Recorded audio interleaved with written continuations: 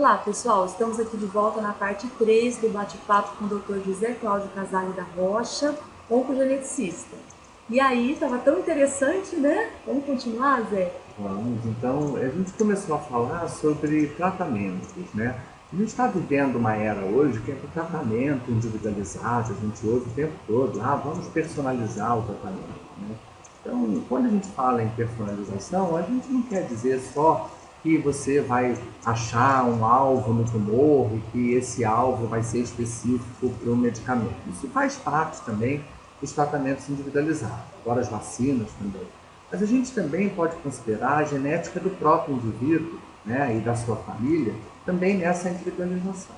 Um exemplo que eu acho que é básico aqui, a questão do câncer de mama, né, de uma mulher jovem e tudo, e muitas vezes a gente hoje precisa discutir o tipo de cirurgia que vai ser feita, né?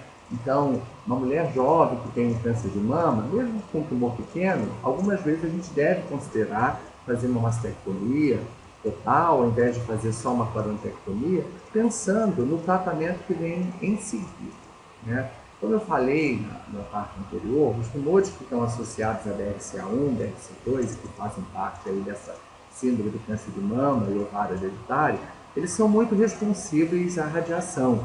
E essa pessoa, essa mulher que teve câncer de mama, ela pode sim ser tratada com um tratamento mais conservador e receber a radioterapia, porque vai ser eficaz. A gente sabe que a radiação nessa mama, ela protege essa mama, e por pelo menos uns 14 anos, já temos alguns trabalhos mostrando isso, que a radiação em BRCA1 e BRCA2, ela não aumenta o índice de recidiva. No entanto, essa mulher, ela recebe uma área de sombra de radiação, onde a tireoide está exposta, onde a outra mama pode estar exposta.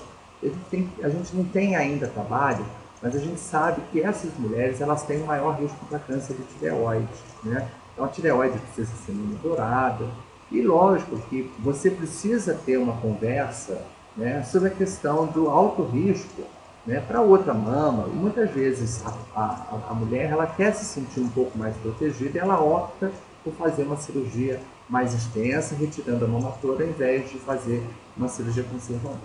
Diferente, por exemplo, de uma mulher que tem uma suspeita ou já confirmada a síndrome de Li-Fraumeni. Li-Fraumeni é causado por mutações no gene TP53, responde aí por 20, 25% dos casos. A gente ainda tem muitos outros genes que ainda não foram descobertos, mas o TP53 tem uma característica importante em relação ao tratamento, que tem que ser considerada, que é a questão da resistência à radiação.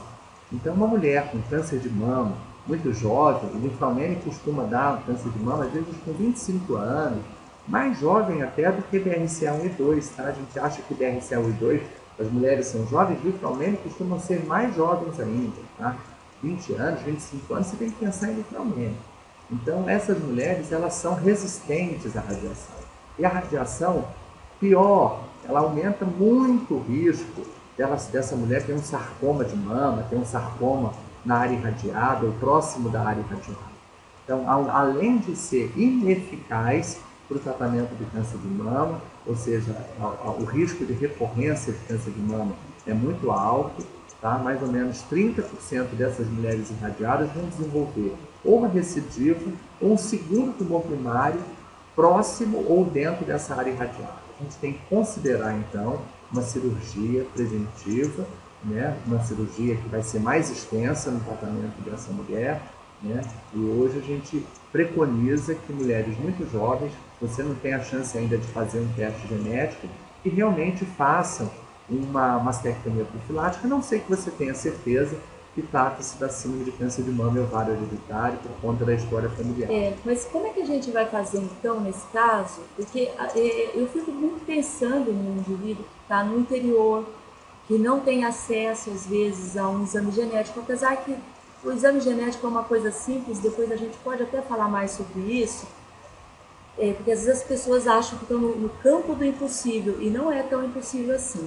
Como reconhecer Li-Fraumeni?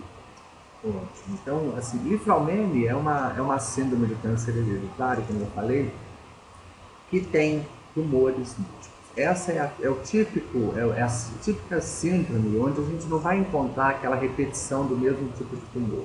A gente tem tumores em diversas faixas etárias. Então, vou dar um exemplo aqui de uma família linfomênia clássica, para vocês entenderem assim como que é feito o diagnóstico. Então, imaginem, o avô teve um tumor cerebral, né, um glioblastoma multiforme, com 68 anos.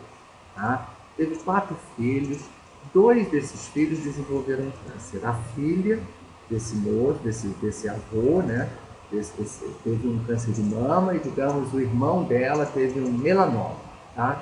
Ambos na faixa dos 30, 40 anos. Né?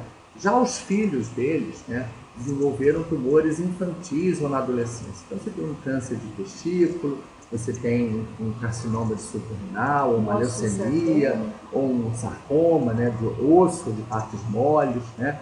Então a gente começa a ver, o que eu quero que vocês percebam é que na síndrome de linfomênia é muito clássica a questão da antecipação. Então a cada geração os tumores vão aparecendo em idade mais cedo. Você precisa geralmente de 3 casos na família, de tumores diferentes.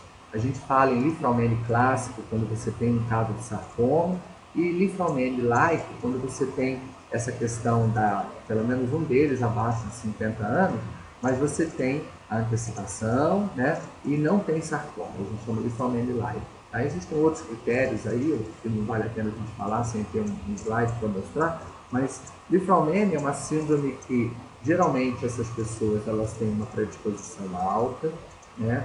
Existe na região sul do Brasil uma mutação específica que causa um fenótipo um pouco mais atenuado. Na verdade, só 30% das pessoas desenvolvem câncer, mas na região sul, né, e a gente sabe, pelo menos na região sudeste e já um pouco para Minas Gerais, até que é onde a gente tem estudo, que essa mutação ela se espalhou no Brasil. É a mutação R337H. O R é arginina, e na posição 337 vira histidina. Tá? E no gene TP53. Essa é uma mutação do exon 10. Ela é um caso assim, único no mundo assim, dessa mutação. Existe uma aldeia em Portugal que foi descrita essa mutação. Possivelmente um migrante dessa aldeia veio para o Brasil há muito tempo atrás e na expansão da população acabou fazendo um fenômeno que a gente chama de efeito fundador. Na medida que a população se expandiu, aquela mutação se expandiu, se espalhou pela região sul e ela se disseminou através da rota dos tropeiros. A história do tropeiro é ótima, né? Porque o tropeiro ia passando, né? E espalhando também, né, a mutação.